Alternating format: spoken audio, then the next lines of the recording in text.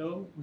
So I'm one of the three postdocs also in Clermont's lab, and I also did my PhD here at EPFL in the computer science department.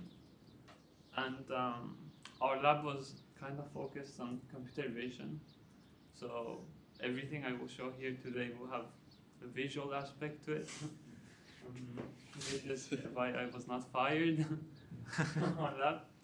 But like towards the end of my PhD, I kind of leaned more towards A-Life because I felt like there are deeper topics and questions that are asked and worked on there. So today I'm gonna present basically a summary of stuff I did in my PhD and later in my postdoc. And it's all around neural cellular automata, neural CAs. And I call it like basically neural CA from the perspective that it is a self-organizing model of pattern formation. But before like we talk about pattern formation, we have to understand what are patterns. So pattern is a very general term, and there's many definitions for it, but I like this definition from the net that says a configuration is a real pattern if it admits a shorter description.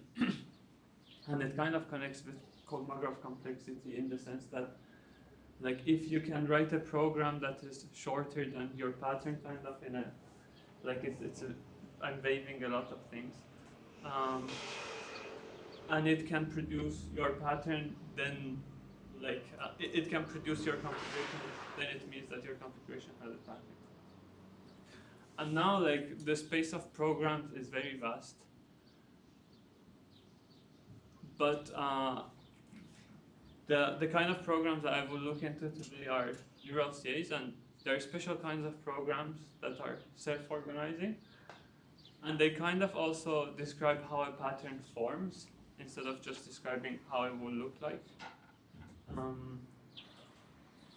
But before going to that, like, basically we have to also talk about how we compare patterns, because what it means to reproduce a pattern is depends on basically how we define similarity between two patterns. And I want to mention basically two notions of how we compare patterns. Like at top, it's basically like exact comparison, where we want to exactly generate something. And in the bottom, you can see basically two instances that look very similar, but they are not matching exactly, so they're kind of matching in distribution. And we can have programs that basically generate a pattern in one of these senses. So let's get into neural CA. I will basically kind of like describe neural CA in its bare minimum form, kind of, and what it's basically. I want to describe how the neural CA program works. So, like everyone knows cellular automata, so neural CA is basically describing the dynamics of cellular automata, but it has this nice decomposition between perception and adaptation stages, where in perception a cell perceives its neighborhood. And this is done through convolution, and usually there is a specific type of filters that are used, which corresponds to spatial gradient. So first order gradient to get directional information from neighbor cells, and second order gradient. And a cell basically has a like C-dimensional state, and some of these dimensions we consider them to be colors. So basically, after you apply this convolution, you get a vector for the cell, and again, and say in its bare minimum form, how this vector converts to how the update of the cell is through two matrix multiplications. So the NCA program basically lies in this form of convolution, and the parameters of it which describe the behavior are these two matrices. So what can we do basically with two matrices? Like how powerful can the system be if we apply it iteratively? And the amazing team from Google's work, basically, who proposed this architecture, showed that this simple dynamical system can do morphogenesis, where you start from basically an egg, and you apply a shared rule for all the cells over all time steps, and this egg kind of transforms and grows into a pattern. So basically now we describe the pattern through a self-organizing process. We're describing how it's being formed. And then what is remarkable is like all the crazy properties that this dynamical system has. For example, it's very robust to damage, and it can repair itself. And basically, like I can put more seeds, and some of these will overlap, but they will kind of still keep their structure. Is there time? Answer 45. And then the second example of the kind of pattern that we look would be the distributional comparison of patterns, and that will lead to textures. So in this case, we start from not from an egg, but kind of from a uniform state. And our CA rule is applied stochastically, so some cells are being updated and some are not being updated. And we basically kind of learn those two matrices in a way that when we evolve the CA over time, it generates textures. And as you can see, like so the initial state is uniform, and we need to somehow break the symmetry, and this is done through stochastic update. So basically, like this anchors where the patterns will form. And just by basically changing the weights of the matrices, you can form so many different kinds of patterns, like things that look like crystals, things that have solitons, things that look like polymers, some stuff that, like, I don't know, look like liquids diffusing. And again, like the model is local, and we get all these crazy properties of robustness in this model. And like I will just show some stuff, not go into many details. Like you can kind of deform the underlying space that these cells are on, and they will adapt themselves and create different kinds of patterns. So this is kind of like where my PhD journey started, but it's basically like this was the starting point for me. And the crazy thing for me was that, but why are these things moving? Like when we train them on this specific image, like we find those two matrices that this neural TA generates this specific image. Why doesn't it just generate this and freeze? Why do things keep moving? And then basically my first work, I kind of try to extend what a neural TA would do to basically make this movement structured. So what if we want basically to describe what a pattern looks like and how it could move. And this leads to this work like that basically shows that NCAs can both create not just the pattern itself, but also you can also tell how its dynamics should be. And it's crazy like how a small neural net with just a few thousand parameters is basically generating an infinite stream of fire. So it's kind of feel like we learned the essence of this pattern. And in this work, we either define the motion of the pattern through vector fields. So this would be for the visual appearance of it, we say it.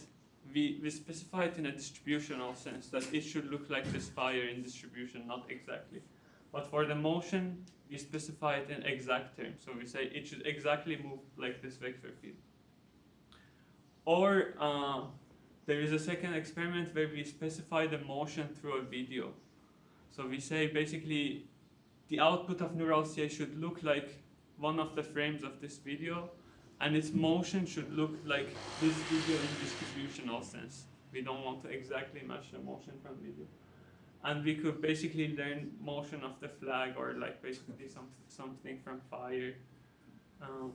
What is like, or these flaming candles.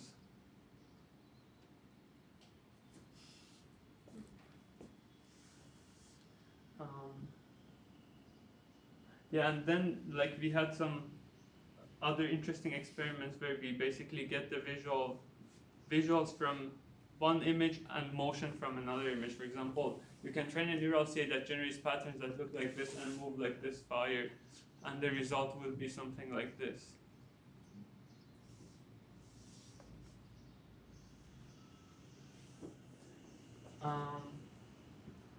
So in the next work, basically, I try to see if we can extend NCAs beyond images, and basically to something like a graph.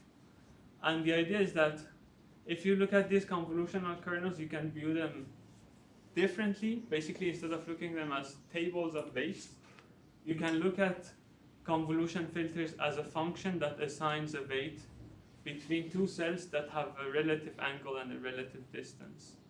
And if you look at it like this, now you can easily generalize it to 3D and cases where your connectivity is irregular. So basically your filters will be specified by functions of distance and relative angles between your cells. And what we did with this is basically we trained the neural chain now on 3D surfaces. And we don't just train it on RGB texture, we train it on more complicated patterns, which also specifies how light interacts with the surface.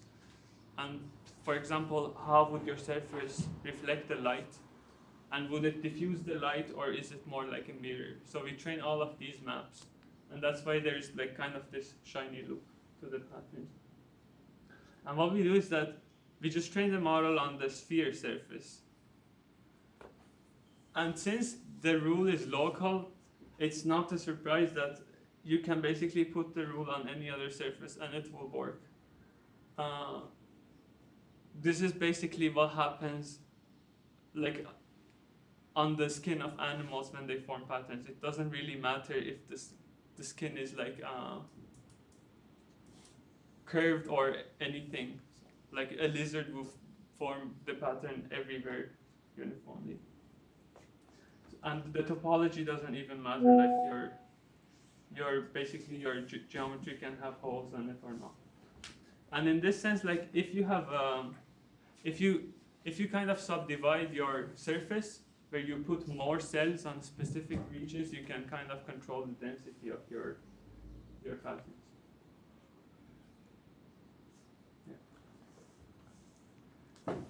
Yeah. So this was basically where I got more into A-Life with this paper. So again, let's look at this perception of the neural CA. This choices for the kernels was kind of very smart and specific. And if you look at them, like there is the identity one, which means a cell can perceive itself, so it knows its own state. And then there's two filters like Kx and Ky. These are basically kind of approximating gradient of the channels in x and y directions. And then there is this filter which is Laplacian, which basically takes the difference between average of the neighbors and the cell itself. And this is approximating second order derivative. But if you know like how, if you think about numerical ways to take derivatives, you know that like when we do finite differences, we have to divide the difference between fx plus delta x and fx by delta x to actually get the derivative. And in neural CA, like this is kind of waived. We don't really think about, when we train, we don't really divide by anything. We just apply these kernels. But the natural question is like, what will happen if we test these models by dividing these filters by some values, like this one by delta x, this one by delta x, and this one by delta x squared, after we train it? So we're kind of trying to see if this model that is trained on discrete space and discrete time steps actually learned continuous dynamics. So is it really treating these filters as derivatives, or is it just some information that uses from the neighborhood? And to our surprise, we basically found out that NCAs are treating these filters as derivatives. So, so what we find is that, first of all, NCA dynamics is continuous in time, despite it being trained on discrete time steps of integer time steps. You can, what it learns is, it basically learns the continuous path in time. So you can basically, instead of updating the system with delta t of 1, which is what is trained on, you can update it with delta t of 0.01. And it will follow a very similar trajectory to what it would have done off. And the second one is that it's continuous in space. So now you can divide those derivatives, and you will see that your pattern will shrink or get larger. And what this allows you can basically do things like this, where you just change this discretization parameter delta x over the grid, and you see this multi-scale patterns kind of like seamlessly living next to each other. So what this shows is that NCA update rule is not very arbitrary in form, but it's like kind of like reaction diffusion in a sense. It's a family of rules that might have some connection to physical reality.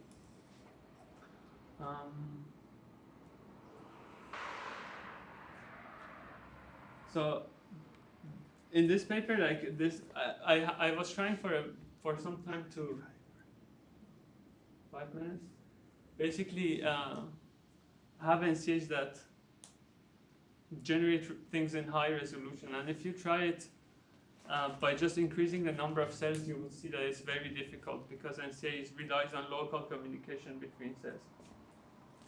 And the idea behind this work is that you don't really need to treat each cell as a pixel. Basically, cells, you can zoom into cells and see, you can kind of treat each cell as a field. And how this field can be encoded is through a function that receives like sub-cell coordinates and the state of the cell, and it will tell you how that cell looks like. So this function is kind of like a microscope that lets us zoom into a cell. And if we pair such a function with neural CAs, so neural CA evolves normally, but then you have a function, parametric function, that allows you to zoom into cells. Something like this that we can see here. This pairing of basically a self-organizing process and something that basically will add the detail will allow you to have neural CAs that generate very detailed pattern with kind of this, without increasing the parameter count of it.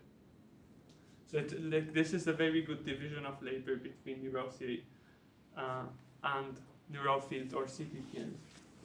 And we still have basically these self-organizing properties of neural CA like regeneration. And the last work I want to show, which I'm most excited about, is an extension of neural CAs to particle systems. So here basically what we do is that we kind of extend those same convolutional filters to free moving particles. And now what a cell is basically it has a state and it has a position. And your rule has to decide how the state changes and how the position changes. And how particles perceive each other is through fixed radius neighborhood. So basically they can see the cells in this neighborhood. And what they gather from the neighborhood is again things like average of the states of the neighbors or gradient of the states. For example, here I'm showing like the states are 3 colors RGB, and I'm here showing what are these gradients as I move this cell around. So there is this blue arrow pointing to the direction that the blue channel of the state will increase the most, and then there is this red arrow. So this is what the cells are perceiving. And I can show you what is basically the range of the perception of these cells. It's quite small compared to the global pattern that we get. And so now the good thing is that we have mass conservation, and we can see basically if the system is still robust to perturbations that we're used in neural C. So now what I'm going to do is basically mess up the position of these particles.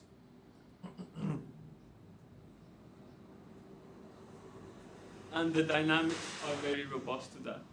Another thing that I can do, which is insane, is I will reset the state of all particles to 0. So this is their initial state. So I will just keep the geometry and reset all the states. And it kind of just remembers the configuration that it should be from the geometry. And the last change I want to show is I'm gonna try to pull out some of the particles here.